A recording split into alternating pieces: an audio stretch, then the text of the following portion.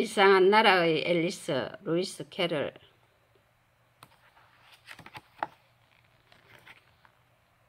이 책은 제가 우리 아이들이 아주 어렸을 때 머리맡에서 읽어주었던 책입니다. 어른이 된 지금에도 제가 다시 읽어도 너무나 재밌는 책입니다. 여러분도 한번 읽어보시기 바랍니다.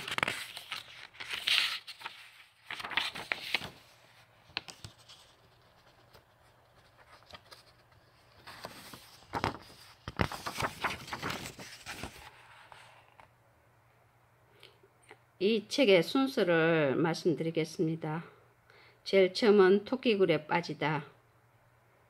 그 다음은 눈물의 연못, 코커스 경주와 길고 긴 이야기, 토끼의 심부름을 하다, 송충이의 충고, 후춧가루와 돼지, 괴상한 모임, 여왕의 크리켓, 가짜 거북 이야기, 바다 가재의 춤, 누가 과일 파이를 훔쳤나, 앨리스의 정은, 어로 꾸며져 있습니다. 이 내용을 다 읽을 수는 없습니다. 제가 제일 앞부분을 한번 읽어보겠습니다. 제일 먼저 토끼굴에 빠지다. 언니와 함께 언덕 위에 앉아있던 앨리스는 너무나 심심했습니다. 무언가 재미있는 일을 하고 싶었지만 아무것도 할 일이 없었기 때문입니다. 앨리스는 언니가 읽고 있는 책을 어깨 너머로 한두 번 넘겨다 보았습니다. 그 책에는 그림도 없고 대화도 없었습니다. 그림도 대화 한마디도 없는 책이 뭐가 재미있는지 모르겠어. 앨리스는 혼자서 중얼거렸습니다. 그러고는 돼지꽃을 꺾어서 꽃 목걸이나 만들어 볼까 하고 생각했습니다. 그러나 날씨가 따뜻해서 졸음이 밀려오는 바람에 모든 그것도 귀찮아졌습니다. 바로 그때 눈이 빨갛고 털이 하얀 토끼가 앨리스 앞에 나타났습니다. 앨리스는 아무 생각 없이 토끼를 쳐다보았습니다. 토끼는 다른 토끼와 다름없이 평범해 보였습니다. 그런데 갑자기 토끼가 사람처럼 혼잣말로 중얼거렸습니다. 이거 큰일 났군. 아무래도 늦겠는걸. 처음에 앨리스는 토끼가 말했을 때 하나도 놀라지 않았습니다. 그런데 나중에 생각해보니 그것처럼 이상한 일이 없었습니다. 앨리스는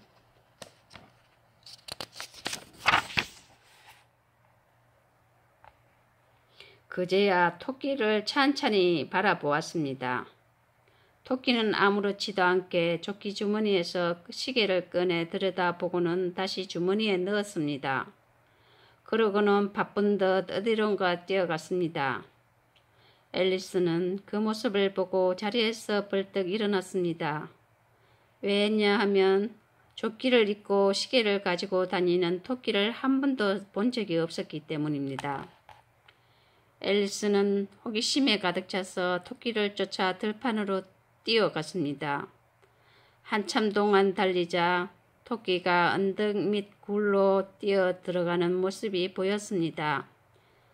그러자 앨리스도 그 뒤를 따라 굴로 들어갔습니다. 앨리스는 오로지 토끼를 쫓는 데만 정신이 팔려서 어떻게 그 굴에서 다시 나올지는 미처 생각하지 못했습니다. 앨리스는 한참 동안 굴을 따라 걸어갔습니다. 굴은 처음에는 기차 터널처럼 똑바로 뚫려 있었습니다. 근데 얼마쯤 가자 갑자기 바닥이 아래로 쑥 꺼졌습니다. 앨리스는 미처 피할 새도 없이 깊고 깊은 우물 속으로 떨어졌습니다. 우물이 한없이 이어지기도 했지만 앨리스는 아주 천천히 떨어지고 있어서 주위를 찬찬히 살펴볼 수 있었습니다. 앨리스는 지금 어디로 떨어지고 있는지 궁금해서 아래를 내려다 보았지만 너무 어두워서 아무것도 보이지 않았습니다. 할 수 없이 우물 양쪽 벽을 살펴보았습니다.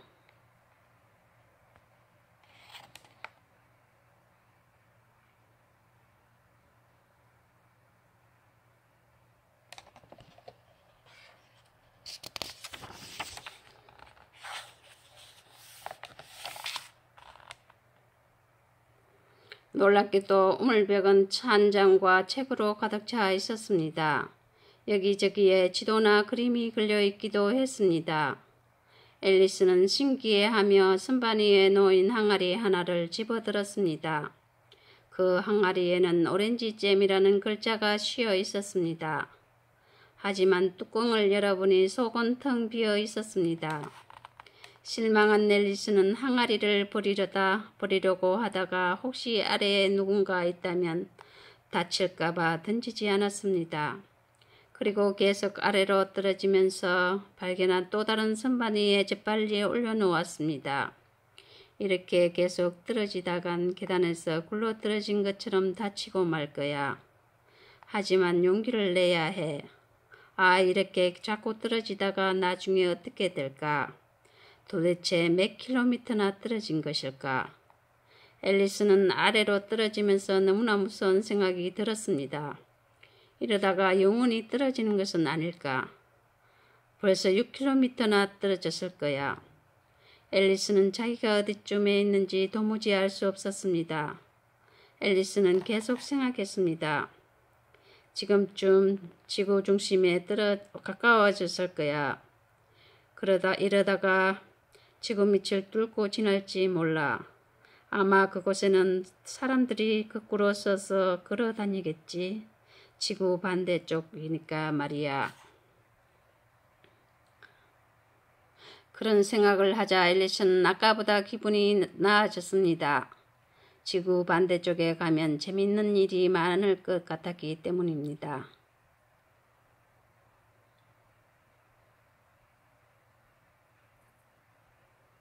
지구 반대쪽에 가면 먼저 그 나라가 어딘지 물어봐야지. 여기가 뉴질랜드인가요? 오스트레일리아인가요? 하고 말이야. 그렇게 중얼거리면서 앨리스는 아주머니가 눈앞에 서 있기나 한 듯 공손하게 인사하는 흉내를 냈습니다. 여러분은 텅 빈 우물 속에 떨어지면서 그렇게 공손하게 인사를 할 수 있을까요? 하지만 앨리스는 그렇게 할 수 있었습니다. 앨리스는 우물 속으로 떨어지면서 중얼거렸습니다. 아니야. 그렇게 물어보면 아주머니는 내가 바보 같다고 생각할 거야. 아예 물어보지 않는 게 좋겠어. 어쩌면 길을 가다가 그곳이 어딘지 알려주는 표지판을 발견할지 몰라. 앨리스는 계속해서 밑으로 떨어졌습니다. 앨리스는 아무것도 할 수 없었습니다. 다시 혼잣말로 중얼거렸습니다. 오늘 밤엔 귀여운 다이나하고 같이 있을 수 없겠네. 정말 속상해. 다이나는 앨리스의 고양이였습니다. 차 마시는 시간에 식구들이 잊지 않고 다이나에게 우유를 줘야 할 텐데. 내 귀여운 다이나. 지금 너와 함께 있다면 얼마나 좋을까.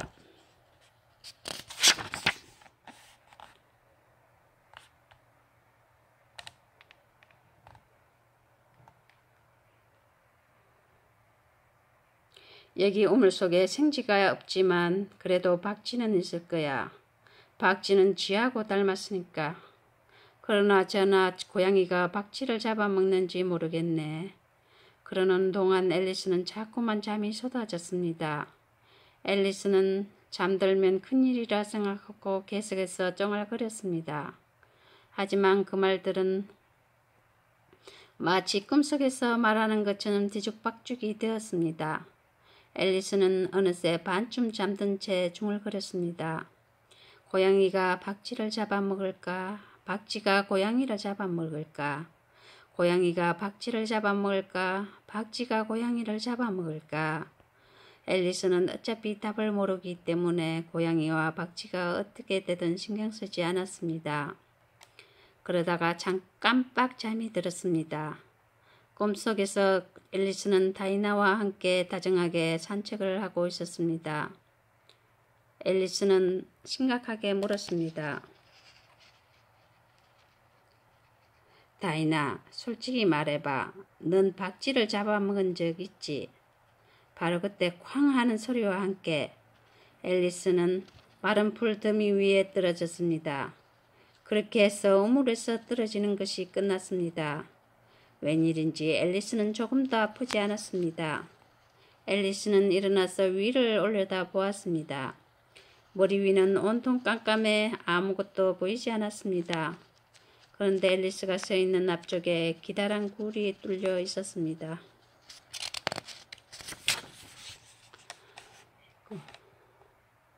아까 보았던 하얀 토끼가 뛰어가는 것이 보였습니다. 앨리스는 재빨리 토끼를 쫓아갔습니다. 그렇게 한참을 쫓아가다 보니 옆으로 구부러진 굴에서 토끼가 중얼거리는 소리가 들려왔습니다. 정말 큰일이군. 너무 늦었어. 앨리스는 급하게 뛰어가는 토끼를 따라 굴 모퉁이를 돌았습니다. 하지만 이미 토끼가 사라지고 말았습니다. 앨리스가 돌아온 곳은 복도가 기다란 방이었습니다. 천장에는 불을 밝힌 램프들이 줄지어 매달려 있어서 눈이 부실 정도였습니다. 그리고 벽에는 문이 여러 개 있었습니다.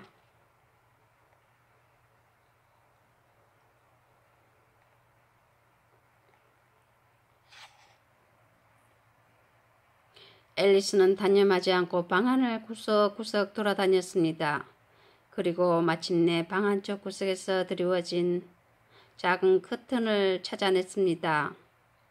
앨리스가 커튼을 젖히자 높이 40cm 밖에 안 되는 아주 작은 문이 나타났습니다. 앨리스는 혹시나 하는 마음으로 작은 문의 열쇠 구멍에 열쇠를 집어넣었습니다. 놀랍게도 열쇠는 그 문에 딱 들이맞았습니다. 앨리스는 너무나 기뻐 어쩔 줄 몰랐습니다. 앨리스가 작은 문을 열어보니 문 안쪽에는 또 다른 굴이 있었습니다. 생쥐만큼이나 아주 작은 굴이었습니다. 앨리스는 할 수 없이 무릎을 꿇고 굴 안을 들여다보았습니다. 그런데 굴 끝에 지금까지 한 번도 본 적 없는 아름다운 정원이 보였습니다. 온갖 종류의 예쁜 꽃이 피어있고 맑은 연못이 있는 아름다운 정원이었습니다.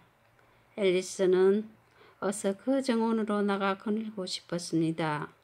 하지만 문은 앨리스의 머리도 빠져나가지 못할 만큼 작았습니다. 실망한 앨리스는 슬픈 목소리로 중얼거렸습니다. 아, 머리만 빠져나갈 수 있다면 굴을 지날 수 있을 텐데. 이럴 때 내 몸이 망원경처럼 줄어들 수 있다면 얼마나 좋을까. 그럼 저 정원으로 나갈 수 있는데.